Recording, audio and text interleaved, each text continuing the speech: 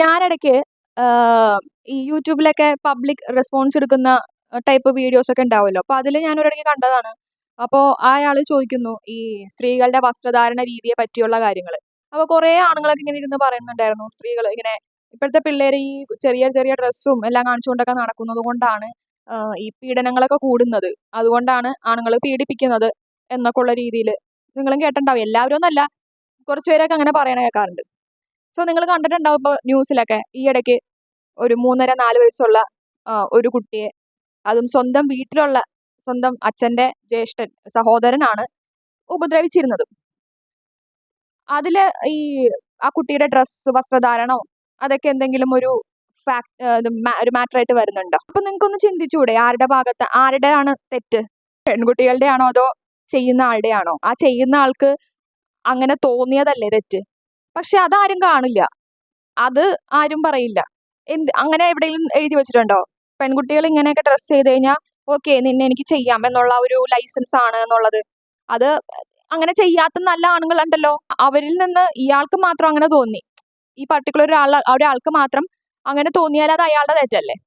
പക്ഷെ നമ്മുടെ ഈ ഒരു സൊസൈറ്റിയിൽ ഇപ്പോഴും സ്ത്രീകളുടെ വസ്ത്രധാരണവും അതും ഇതൊക്കെ പറഞ്ഞാണ് എക്സ്ക്യൂസ് ചെയ്യുന്നത്. ഞാൻ ഇപ്പൊ ഈ വീഡിയോ ആണുങ്ങളൊക്കെ ആൺപിള്ളേരായിട്ട് ആണുങ്ങളൊക്കെ ആയിട്ട് ചിലപ്പോൾ കാണുന്നുണ്ടാവും. പക്ഷെ അവർക്ക് എന്താ പറയാ, ഞാൻ ഈ പറയുന്നത് കൊണ്ട് അയ്യോ നിങ്ങളെ എല്ലാം അടച്ചാക്ഷേപിച്ചെന്നോ അല്ലെങ്കിൽ അങ്ങനെ നിങ്ങളെ കുറ്റപ്പെടുത്തിയെന്നോ എന്നുള്ള ഒരു തോന്നരുത്. അപ്പൊ നിങ്ങൾക്ക് മനസ്സിലൊരു ഇതുണ്ടാവുമല്ലോ, ഞാൻ അങ്ങനെ ഒരാളല്ല എന്നുള്ള ഒരു മനസ്സിൽ ഒരു ഉറപ്പുണ്ടെന്നുണ്ടെങ്കിൽ നിങ്ങൾക്ക് ഇപ്പൊ ആരെന്ത് പറഞ്ഞാലും നിങ്ങൾക്ക് ഒരു ട്രിഗർ ആവേണ്ട ആവശ്യമില്ല. അല്ലാത്തവരുടെ ഇതിങ്ങനെ കാര്യങ്ങൾ ചെയ്യുന്ന മനോവൈകല്യമുള്ള ഇങ്ങനത്തെ പോലത്തുള്ള ആൾക്കാരെ കുറിച്ചാണ് ഞാൻ പറയുന്നത്. ഞാൻ ആണുങ്ങളെ മാത്രമായിട്ട് മുഴുവനായിട്ട് ഞാൻ പറയുന്നില്ല. ഇപ്പോൾ സ്ത്രീകളും ഇങ്ങനെ, ഇപ്പൊ നമ്മൾ ഈ ഇടയ്ക്ക് കണ്ടതാണ്, ഒരു 10-23 വയസ്സുള്ള ഒരു പെണ്ണ് ഇതുപോലെ ഏതോ ഒരു കുട്ടിയോട് എങ്ങനെയൊക്കെ കാണിച്ചിട്ട് ആ പെണ്ണ് അറസ്റ്റായി. ചില പെണ്ണുങ്ങളുണ്ട് ഇങ്ങനെയൊക്കെ ഓരോന്ന് കാണിക്കുന്നതും. പിന്നെ ആൺകുട്ടികളെയും ടാർഗറ്റ് ചെയ്യുന്നുണ്ട്. പക്ഷെ ഒരു കൂടുതൽ മെജോറിറ്റി എന്ന് പറയുന്നത് പെൺകുട്ടികൾക്കാണ് ഇങ്ങനെയുള്ള അതിക്രമങ്ങൾ നടക്കുന്നത്, പെൺകുട്ടികൾക്ക് നേരെയാണ്. അതുകൊണ്ടാണ് ഞാൻ ആ ഒരു രീതിയിൽ പറയുന്നത് കേട്ടോ. അപ്പോൾ ഈ വീഡിയോ കുട്ടികളുടെ പാരൻസ് ആരെങ്കിലും കാണുന്നുണ്ടെങ്കിൽ അവർക്ക് വേണ്ടിയിട്ട് കുറച്ച് കാര്യങ്ങൾ പറയാനാണ്. ഈ കുട്ടികളെ ഇവര് ടാർഗറ്റ് ചെയ്യുന്നത് എന്താണെന്ന് വെച്ച് കഴിഞ്ഞാൽ കുട്ടികൾക്കൊന്നും അറിയില്ല. അപ്പോൾ ഈസി ആയിട്ട് കാര്യം കഴിച്ച് പോകാനായിട്ട് എളുപ്പമായിരിക്കും, സേഫ് ആയിരിക്കും എന്നൊക്കെ ഉള്ളൊരു ഫീൽ കൊണ്ടാണ് ഇവന്മാരൊക്കെ ഈ കുട്ടികളെ ടാർഗറ്റ് ചെയ്യുന്നത്. അപ്പം നമുക്ക് പാരൻസ് ചെയ്യേണ്ടത് എന്താന്ന് വെച്ചാൽ, അറിയാം എല്ലാ സ്ഥലത്തും പിള്ളേരുടെ കൂടെ പോയി ഇരിക്കാൻ പറ്റില്ല, എല്ലായിടത്തും പിള്ളേരുടെ കൂടെ നടക്കാൻ പറ്റില്ല. പക്ഷെ നമുക്ക് പിള്ളേർക്ക് പറഞ്ഞു കൊടുക്കാം, ഇന്ന കാര്യങ്ങൾ ആരെങ്കിലും ഇങ്ങനെയൊക്കെ ചെയ്തു കഴിഞ്ഞാൽ തെറ്റാണ്, അത് തെറ്റാണെന്നല്ല, അത് അങ്ങനെ ശരിയല്ല. അത് അപ്പോൾ എന്തെങ്കിലുമൊക്കെ അങ്ങനെ ചെയ്യുന്നു എന്നുണ്ടെങ്കിൽ അമ്മയോടോ അച്ഛനോടോ വന്ന് പറയണം എന്നുള്ള കാര്യങ്ങൾ. ഇപ്പോൾ ഗുഡ് ടച്ച് ബാഡ് ടച്ച് അങ്ങനെയുള്ള കാര്യങ്ങളൊക്കെ പറഞ്ഞു കൊടുക്കാം. ഈ കാര്യങ്ങളൊക്കെ ഇപ്പോൾ മിക്കവർക്കും അറിയായിരിക്കും. കാരണം സിനിമ വഴിയാണെങ്കിലോ ഇതുപോലുള്ള ചാനലുകൾ വഴിയാണെങ്കിലോ ഒക്കെ ഒരുപാട് നിങ്ങൾ കേട്ടിട്ടുണ്ടാവും ഈ ഗുഡ് ടച്ചിനെ കുറിച്ചും അതിനെയൊക്കെ കുറിച്ചൊക്കെ പറഞ്ഞു കൊടുക്കാനായിട്ട്.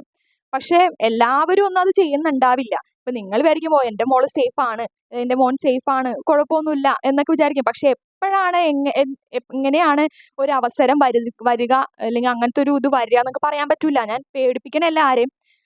എല്ലാവർക്കും പറഞ്ഞു കൊടുക്കുക എന്നുള്ളത് നിർബന്ധമാണ്. നമ്മുടെ സ്കൂളുകളിലൊക്കെ ഇങ്ങനെ ഒരു ചെറിയൊരു ക്ലാസ്സോ അങ്ങനെ എന്തെങ്കിലുമൊക്കെ എല്ലാവർക്കും കുട്ടികൾക്ക് കൊടുക്കാൻ പറ്റിയിരുന്നെങ്കിൽ അത് വളരെ നല്ല ഒരു ഇതായിരുന്നു. എനിക്കറിയില്ല ഇപ്പോൾ അങ്ങനത്തെയൊക്കെ വന്നോ ഇല്ലയോ, എൻ്റെ അറിവിൽ എനിക്ക് അറിഞ്ഞുകൂടാ. അപ്പോൾ നമുക്കിപ്പോൾ പാരൻസിന് ഏറ്റവും കൂടുതൽ ഒരു കുട്ടികളോട് ഇങ്ങനെയുള്ള കാര്യങ്ങളൊക്കെ സംസാരിക്കാൻ പറ്റിയ ഒരു അമ്മയ്ക്കോ അച്ഛനോ ഒക്കെ ആയിരിക്കാം. അപ്പോൾ അങ്ങനെയുള്ള കാര്യങ്ങൾ പറയാ. നിങ്ങൾ എന്ത് കാര്യം ചെയ്യുമ്പോഴും കുട്ടിയെ കുറ്റപ്പെടുത്താതിരിക്കുക. അപ്പം എന്തെങ്കിലും വന്ന് പറയാണ്, ആ അങ്കിൾ അങ്ങനെ ഇങ്ങനെ ചെയ്തു, ആ അങ്കിൾ എന്നെ ഇവിടെ ഇങ്ങനെ പിടിച്ചു അങ്ങനെയൊക്കെ പറയുമ്പോൾ നിങ്ങൾ ചിലപ്പോൾ നീ എന്തിനാ അങ്ങനെയൊക്കെ പറയണേ, അങ്ങനെയൊന്നും ചെയ്യൊന്നുമില്ല, അതൊക്കെ നിനക്ക് തോന്നിയതാ എന്നൊക്കെ ഉള്ള രീതിയിൽ കുട്ടിയെ തിരിച്ചങ്ങനെ പറയാതെ, അങ്ങനെ ആ കുട്ടി എന്തെങ്കിലും പറയണമെന്നുണ്ടെങ്കിൽ എന്തോ ഒരു കാര്യമുണ്ട് എന്നുള്ള ഒരു ഇത് മനസ്സിലാക്കി നിങ്ങൾ ആ കുട്ടിയോട് എന്നാ മോന് അവിടെ അങ്ങോട്ട് പോകണ ഇഷ്ടമല്ല എന്നുണ്ടെങ്കിൽ മോൻ പോവണ്ട എന്നുള്ള രീതി പറയാം. അല്ലാതെ ഉന്തി തള്ളി വിട്ടിട്ടൊന്നും കാര്യമില്ല. നിങ്ങളോട് ചിലപ്പോൾ ആ ഒരു വ്യക്തി നല്ല രീതിയിലായിരിക്കും പെരുമാറുക, അല്ലെങ്കിൽ സമൂഹത്തിൽ ആ ഒരു വ്യക്തിക്ക് നല്ല പേരും നല്ല രീതിയിലായിരിക്കും സമൂഹത്തിലൊക്കെ നടക്കുക നിങ്ങളോട്. പക്ഷേ ഇവരുടെയൊക്കെ ഉള്ളിലിപ്പോൾ എന്താണെന്ന് ആർക്കും അറിയാൻ പറ്റില്ല. അതിപ്പോ വീട്ടിലുള്ള വല്യച്ഛനാവട്ടെ, മാമനാവട്ടെ, ചേട്ടനാവട്ടെ, കസിനാവട്ടെ, അല്ലെങ്കിൽ അപ്പുറത്തെ വീട്ടിലെ ചേട്ടനാവട്ടെ, ചേച്ചിയാവട്ടെ, എന്തായാലും ഇവരുടെയൊക്കെ ഒറ്റയ്ക്ക് ഇരിക്കുമ്പോൾ ഇവരുടെ ഉള്ളിലിരിപ്പ് എന്താണെന്ന് നമുക്കറിയില്ല. അപ്പം ഇങ്ങനെയൊക്കെ ഉള്ളവരുടെ അടുത്ത് ആ കുട്ടിക്ക് എന്തെങ്കിലും ഒരാളുടെ അടുത്തുനിന്ന് പോയി വന്നു കഴിയുമ്പോൾ ആ കുട്ടി എന്തെങ്കിലും ഒരു വിഷമോ എന്തെങ്കിലും ഒരു ഡിസ്കംഫർട്ടൊക്കെ കാണിക്കുകയാണെങ്കിൽ നിങ്ങൾ ചോദിച്ച് മനസ്സിലാക്കുക. അത് ചോദിക്കുന്നതിനൊക്കെ ഒരു മയത്തിച്ച് ചോദിക്കണം.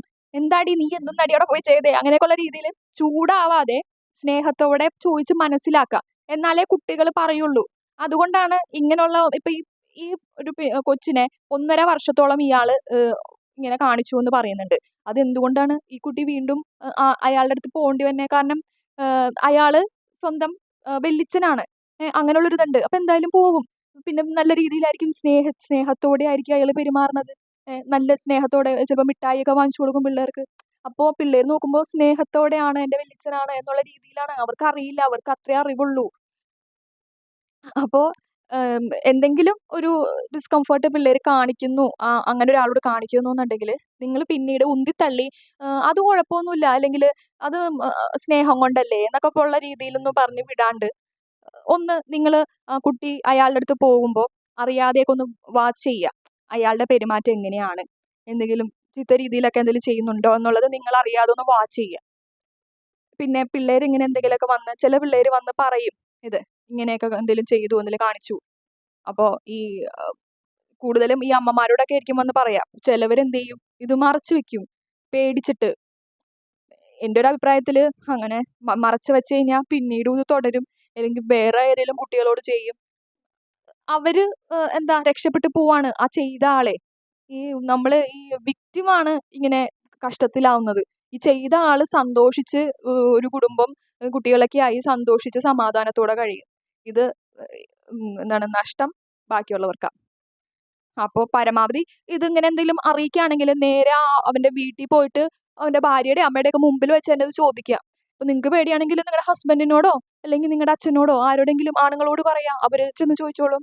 പരമാവധി അത് ചെയ്യാൻ നോക്കുക എന്നുള്ളതാണ് എൻ്റെ ഒരു ഇത്. കാരണം അങ്ങനെ ആവുമ്പോൾ ആ കുട്ടിക്കും ഒരു ധൈര്യമാവും. അല്ലെങ്കിൽ എന്താ കുട്ടി വന്ന് എന്നെ ഇങ്ങനെയൊക്കെ ഉപദ്രവിച്ചു അല്ലെങ്കിൽ ഇങ്ങനെ ചെയ്തു എന്ന് പറഞ്ഞിട്ട് അമ്മ വന്ന് അല്ലെങ്കിൽ അച്ഛൻ വന്ന് അത് സാരമില്ല മോളെ, അതിപ്പോ എന്ത് ചെയ്യാൻ പറ്റും, നാണക്കേടാണ് പുറത്തിറങ്ങുക എന്നൊക്കെ ഉള്ള രീതിയിൽ പറഞ്ഞു കഴിഞ്ഞാൽ ആ കുട്ടി ആകെ എനിക്ക് ആ ഒരു ഇത് പറഞ്ഞിട്ട് എന്നെ ഇങ്ങനെ ചെയ്തിട്ടും ആരും എന്നെ പ്രൊട്ടക്ട് ചെയ്യാനില്ലല്ലോ എന്നുള്ളൊരു ചിന്തയായിരിക്കും ആ കുട്ടിക്ക് വരുന്നത്. അപ്പൊ പരമാവധി അവരുടെ ഇപ്പോ എന്താ പറയാ തല്ല് പിടിക്കാനും ഇടിയിടാനും പോണമെന്നല്ല, അതിനൊന്നും ഞാൻ പ്രോത്സാഹിപ്പിക്കണില്ല ട്ടോ. ഒന്ന് ചെന്ന് ഇത് ചോദ്യം ചെയ്യുക. ഇങ്ങനെ കുട്ടി ഇങ്ങനെ പറഞ്ഞല്ലോ ഇതെന്താണെന്നൊക്കെ ഉള്ള രീതിയില്, അല്ലെങ്കിൽ നിങ്ങൾക്ക് എന്തെങ്കിലും അങ്ങനെയുള്ളൊരു തെളിവ് നിങ്ങൾ നേരിട്ട് കണ്ടു എന്നുള്ള ഇത് ആണെങ്കില് ധൈര്യമായിട്ട് നിങ്ങൾക്ക് അതിനെ ചോദ്യം ചെയ്യാം. അല്ലെങ്കിൽ അയാളെ കയറി പെരുമാറാം. നാറ്റിക്കണം പരമാവധി. വീട്ടുകാരും അറിയട്ടെ, നാട്ടുകാരും അറിയട്ടെ അങ്ങനെ ഒരു വ്യക്തിയെക്കുറിച്ച്. അങ്ങനെയെങ്കിലും വേറൊരു കുട്ടിയെങ്കിലും ഈ വേറൊരു കുട്ടി രക്ഷപ്പെടുമല്ലോ. എന്തും പറയാനുള്ള ഒരു സ്വാതന്ത്ര്യം നമുക്ക് നമ്മളെ കുട്ടികൾക്ക് കൊടുക്കുക. നമ്മളോട് എന്തും പറയാനുള്ള ഒരു സ്വാതന്ത്ര്യം കൊടുക്കുക. എന്നാലേ അവർ ഇങ്ങനത്തുള്ള കാര്യങ്ങളൊക്കെ വന്ന് പറയൂ. ഇപ്പോഴത്തെ എനിക്ക് തോന്നുന്നു ഇപ്പോഴത്തെ പാരന്റ്സ് ഒക്കെ കൂടുതലും ഇപ്പൊ കുഞ്ഞ് LKG 1ാം ക്ലാസ്സിലും 2ാം ക്ലാസ്സിലൊക്കെ പഠിക്കുന്ന കുട്ടികളൊക്കെ വന്ന് എനിക്ക് ക്ലാസ്സിൽ ബോയ് ഫ്രണ്ട് ഉണ്ട്, ഞങ്ങള് ലെറ്റർ കൊടുത്തു, അങ്ങനെയൊക്കെ ഉള്ള കാര്യങ്ങളൊക്കെ അതൊക്കെ കുഞ്ഞി കുട്ടികളുടെ ആ ഒരു ഇതൊക്കെയാണ്. അപ്പൊ അതൊക്കെ ഇങ്ങനെ വന്ന് പറയാറുണ്ട്. പക്ഷെ പണ്ടൊക്കെ ഇങ്ങനെയൊക്കെ വന്ന് പറഞ്ഞു കഴിഞ്ഞാൽ നല്ല ഇതായിരിക്കും വീട്ടിൽ നിന്ന് കിട്ടുക. പക്ഷെ ഇതൊക്കെ പിള്ളേരെ നമ്മൾ ചോദിച്ച് ചോദിച്ച് മനസ്സിലാക്കുക. കുട്ടികളുടെ കാര്യങ്ങൾ മനസ്സിലാക്കി വെക്കുക. വഴക്ക് പറയാതെ അവരുടെ കാര്യങ്ങൾ മനസ്സിലാക്കി സൗമ്യത്തോടെ കാര്യങ്ങളൊക്കെ പറഞ്ഞു കൊടുക്കുക. ഇങ്ങനെ ചെയ്താൽ ഇന്ന ദോഷം ഉണ്ടാവും. അല്ലാതെ ഇങ്ങനെ ചെയ്യരുത്. ഇപ്പൊ പണ്ടൊക്കെ ഞാൻ കേട്ടിട്ടുണ്ട് എന്തെങ്കിലും കാര്യം ഇപ്പൊ എന്താ പറയാ അങ്ങനെ ചെയ്യരുതെന്ന് മാത്രമേ പറയുള്ളൂ. എന്താ അങ്ങനെ ചെയ്താ അതിന് മറുപടിയില്ല. അതിന്റെ എന്തെങ്കിലും ചെയ്താൽ അതിന് ഇങ്ങനെ ഭവിഷ്യത്ത് വരും എന്നുള്ള കാര്യം അങ്ങനെ പറഞ്ഞു കൊടുക്കുക. അപ്പോൾ ചിലപ്പോൾ ആ കുട്ടി അത് പിന്നെ ചെയ്യാതിരിക്കും. അല്ലെങ്കിൽ ഇങ്ങനെയുള്ള കാര്യങ്ങളൊക്കെ വന്ന് പറയും നിങ്ങളോട്. അപ്പൊ എല്ലാ ദിവസവും കുട്ടികളോട് സംസാരിക്കുക. സ്കൂളിൽ നിന്ന് വരുമ്പോൾ ഇന്ന് എന്തൊക്കെ ഉണ്ടായി വിശേഷം, ഇന്ന് എന്തൊക്കെ ചെയ്തു, ഇന്ന് എവിടെയൊക്കെ പോയി, ഇന്ന് ആരെയൊക്കെ കണ്ടു എന്നുള്ള രീതിയിൽ കുട്ടികളോട് സംസാരിക്കുക. അതേ ഒരു വഴിയുള്ളൂ. കമ്മ്യൂണിക്കേഷൻ കൂട്ടുക കുട്ടികളോട്. ഈ അടുത്ത് ഇവിടെ അടുത്ത് എനിക്ക് അറിയാവുന്ന ഒരാള് ഇതുപോലെ പോക്സോ കേസിൽ അറസ്റ്റ് ആയതാണ്. അത് ആ ഒരു വ്യക്തിയെ നമ്മള് എന്താ എൻ്റെ റിലേറ്റീവ് ആയിട്ടുള്ള ആളൊന്നും അല്ല. പക്ഷെ എനിക്കറിയാം. സംസാരിച്ചിട്ടൊക്കെയുള്ള ഒരാളാണ്. ആ ഒരു വ്യക്തി നല്ല എന്താ വിദ്യാഭ്യാസവും ഒരുപാട് അച്ചീവ്മെന്റ്സ് ഒക്കെ ഉള്ള ഒരാളാ. കണ്ടു കഴിഞ്ഞാൽ നമുക്ക് പറയേയില്ല. ആ ഒരു വ്യക്തിയോട് സംസാരിച്ചു കഴിഞ്ഞാലോ പെരുമാറി കഴിഞ്ഞാലോ ആ ഒരു വ്യക്തി അങ്ങനെ ചെയ്യുമെന്ന് നമുക്ക് വിശ്വസിക്കാൻ പറ്റില്ല. ആ ഒരു കാര്യം അറിഞ്ഞിട്ട് ഞാൻ വിശ്വസിച്ചില്ല. എന്നുവെച്ചാൽ ഞാൻ ഒരു കുട്ടിയോട് ഇതുപോലെ ഇതുപോലെ ഉള്ള പ്രവൃത്തി ചെയ്തു എന്നുള്ളതാണ് അറിഞ്ഞത്. അപ്പോൾ ഞാനത് വിശ്വസിച്ചില്ല. അങ്ങനത്തെ അയ്യോ! ആ ഒരാളങ്ങനെ ചെയ്യോ? അപ്പം ഞാൻ എന്ത് ചെയ്തു, ഇത് പേപ്പറിൽ ഒക്കെ ന്യൂസ് ഉണ്ടായി. എന്നിട്ട് ഞാൻ ഫ്രണ്ടിനെ വിളിച്ച് പേപ്പറൊക്കെ എടുത്ത് പേപ്പറിൻ്റെ ഫോട്ടോ ഒക്കെ അവൾ അയച്ച് തന്നിട്ടാണ് നോക്കിയപ്പോൾ ഫോട്ടോ സഹിതം ഉണ്ട്. പോക്സോ കേസിൽ അറസ്റ്റ് എന്നും പറഞ്ഞിട്ട്. അപ്പോഴാണ് ഞാനിത് വിശ്വസിക്കുന്നത്. അപ്പോൾ നമ്മൾ ചിലപ്പോൾ കാണുന്ന ആളായിരിക്കില്ല ഒരാൾ. ഇപ്പോൾ കുഞ്ഞു കുട്ടികളോടൊക്കെ ആണെങ്കിൽ ഈസി ടാർഗറ്റാണ് അവർക്ക്. അതുകൊണ്ടാണ് അവരോട്. അപ്പോൾ ബാക്കിയുള്ളവരോടൊന്നും ചിലപ്പോൾ ചെയ്യണമെന്നില്ല. കാരണം പറ്റില്ലല്ലോ. വേറെ ഒരു മുതിർന്ന സ്ത്രീയോടൊക്കെ അങ്ങനെ ചെയ്ത് കഴിഞ്ഞാൽ പെട്ടെന്ന് എല്ലാവരും അറിയും, ബഹളം വയ്ക്കും എന്നൊക്കെ ഉള്ളൊരു ഇതാണ്. പക്ഷെ കുട്ടികളോട് പയ്യെ മിഠായിയൊക്കെ കൊടുത്ത് സ്നേഹവർത്താനമൊക്കെ പറഞ്ഞ് നിന്ന് കഴിഞ്ഞാൽ ചിലപ്പോൾ കുട്ടികൾ ഈസി ടാർഗറ്റായിട്ട് തോന്നിയിട്ടുണ്ടാവും. പക്ഷേ ഭാഗ്യം കൊണ്ട് എങ്ങനെയോ ഇത് പുറത്തറിഞ്ഞു. അത് ഇതാണ് അറസ്റ്റിലായി. സോ നമ്മൾ ഒരാളെ നമ്മളോട് എങ്ങനെയാണ് എന്ന് വെച്ചിട്ട് നമ്മുടെ കുട്ടികൾക്ക് അയാളുടെ കയ്യിൽ നിന്ന് എന്തെങ്കിലും ഒരു ഇതുണ്ടായിട്ടുണ്ടെങ്കിൽ അത് കുട്ടികൾ പറയുമ്പോൾ അത് തള്ളിക്കളയാതിരിക്കാൻ നോക്കുക. എന്താ പറയുക, ആൾക്കാർക്ക് മനുഷ്യന്മാർ തന്നെ വേണമെന്നില്ല. പട്ടികളെയും പശുക്കളെയും ആടിനെയും പോലും വെറുതെ വിടുന്നില്ല. ഈയിടയ്ക്ക് ഞാനൊരു വീഡിയോ കണ്ടു. ഒരു 2 പശുക്കൾ നിൽക്കുന്നു രാത്രി. എന്നിട്ട് ആ തൊഴുത്തിൽ കയറിയിട്ട് ഒരാൾ ആ ഒരു പശുവിനെ ഇട്ട്. പിന്നെ ഒരു റെയിൽവേ സ്റ്റേഷനിൽ ആരും ഇല്ലാത്തൊരു സ്ഥലത്ത് ഒരു പട്ടിയെ ഇട്ട് ഇതാക്കുന്നു. അത് എന്നിട്ട് ഒരാൾ വീഡിയോ എടുത്ത് ഇട്ടേക്കുന്നതാണ് ഇങ്ങനെ കണ്ടിട്ട്. എന്നിട്ട് ഓടിച്ചു അയാളെ. മനുഷ്യനെ കിട്ടിയില്ലെങ്കിലും മൃഗങ്ങളെ പോലും വെറുതെ വിടാത്ത ചിലപ്പോൾ പശുവും പട്ടികളും ന്യൂഡായിട്ട് നിന്നിരുന്നതുകൊണ്ടായിരിക്കാം ചിലപ്പോൾ അങ്ങനെ തോന്നിയത്. അറിഞ്ഞൂടാ. അങ്ങനെയുള്ള ആൾക്കാരാണ് ഇപ്പോൾ ഇവിടെ. അതുകൊണ്ട് ആരെയും വിശ്വസിക്കരുത്. പരമാവധി നമ്മൾ പ്രൊട്ടക്റ്റ് ചെയ്യുക.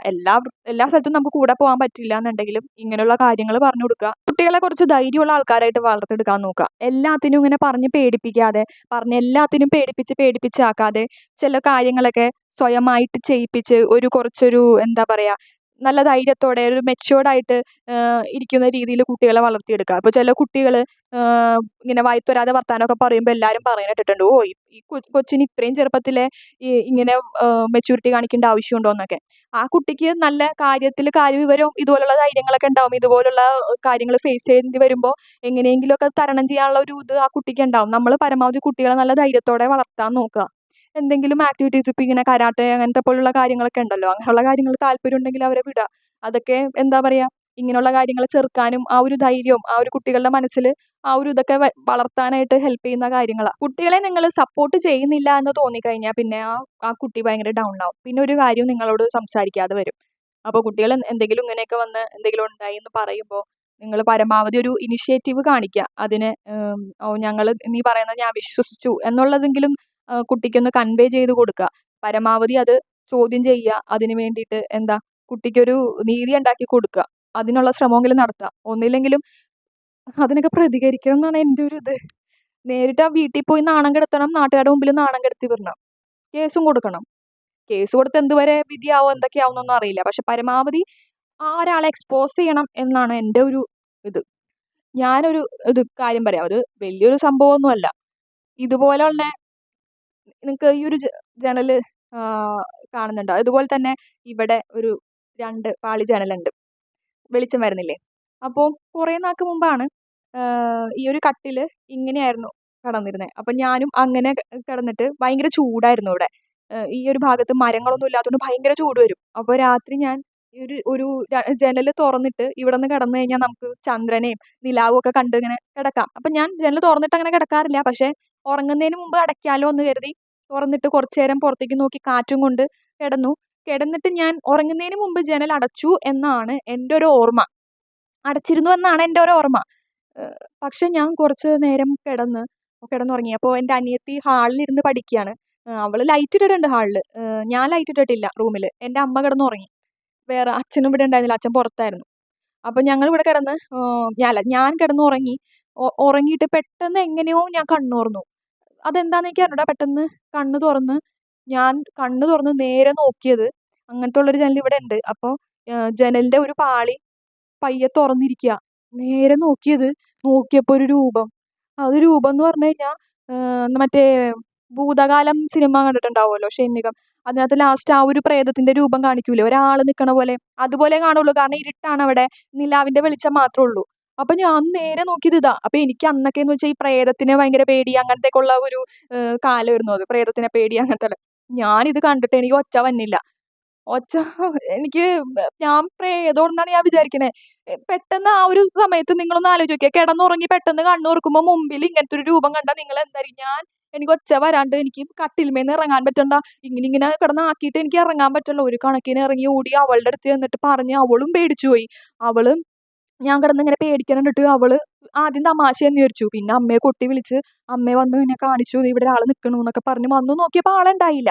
ഏഹ് എന്നിട്ട് അപ്പൊ ഞാനിവിടെ കുറച്ച് പേനയൊക്കെ വെച്ചിട്ടുണ്ടായിരുന്നു ഒരു ഡബ്ബില്. ആ ഒരു ഏഹ് ജനലിന്റെ ആ ഒരു സൈഡില് ഇവിടെ. അപ്പൊ അതീന്നൊരു പേന കട്ടിലിലേക്ക് വീണും കിടപ്പുണ്ട്. ഏഹ് അത് അപ്പൊ ഞാൻ ദേ പേന വീണ് കിടപ്പുണ്ട് അവിടെന്ന്. ഇനി അതെടുത്തിട്ട് എന്റെ മേത്തേക്ക് ഇട്ടതാണോ അതോ അയാള് എങ്ങാനും കൈ വെച്ചപ്പോ വീണതാണോന്നൊന്നും അറിയില്ല. അപ്പൊ അമ്മയും പറഞ്ഞു അത് നിനക്ക് തോന്നി കണ്ട സ്വപ്നങ്ങളൊക്കെ കണ്ട് ചിലപ്പോ പ്രേതത്തിന്റെ അങ്ങനെ സ്വപ്നം കണ്ട് അങ്ങനെ പേടിച്ചതായിരിക്കാം. അപ്പൊ അമ്മ എന്നെ ചീത്ത നീ എന്തിനാണ് ജനല് തുറന്നിട്ട് കിടക്കണേന്നും പറഞ്ഞ് ചീത്ത പറഞ്ഞുകൊണ്ട് അമ്മ പോയി. ഞാൻ അടച്ചൂന്നാണ് എൻ്റെ ഒരു ഓർമ്മ. എങ്ങനെയാണാവോ?